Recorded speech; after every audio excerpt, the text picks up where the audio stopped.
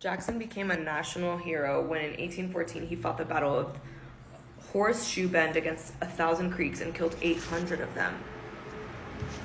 Jesus.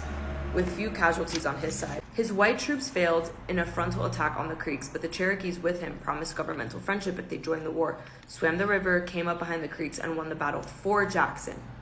When the war ended, Jackson and his friends began buying up the land of the seized Creek tribe. He got himself appointed treaty commissioner and dictated a treaty which took away half the land of the Creek Nation.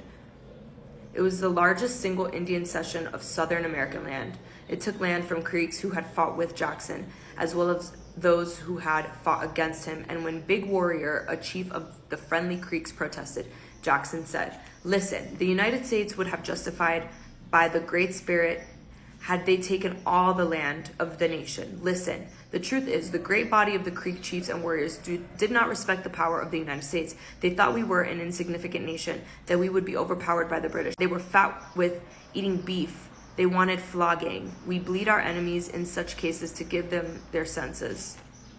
What are you talking about? He's so annoying. Like, I can't stand him. I can't stand any of these people. They're so disgusting.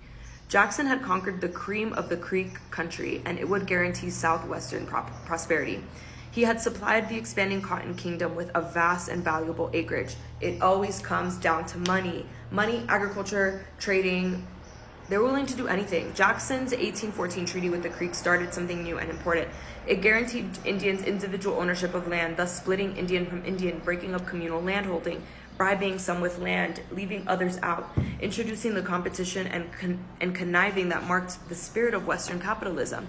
It fitted well the old Jeffersonian idea of how to handle the Indians by bringing them into civilization.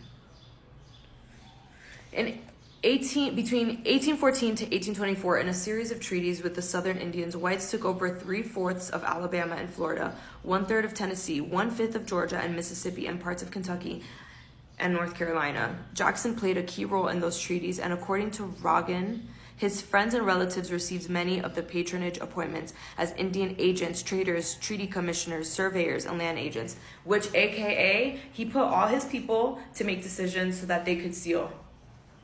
They were all stealing. They were all buying up land. I'm sure they were like selling it to each other for nothing. And again, we talk about generational wealth and we think about these things. These people's descendants still live in America now. These people, of course they got a leg up. What are you talking about? They were literally owning property since the beginning of the inception of America. And you think that in 2024 they're not in some way benefiting? Like, Amen favor, that is impossible.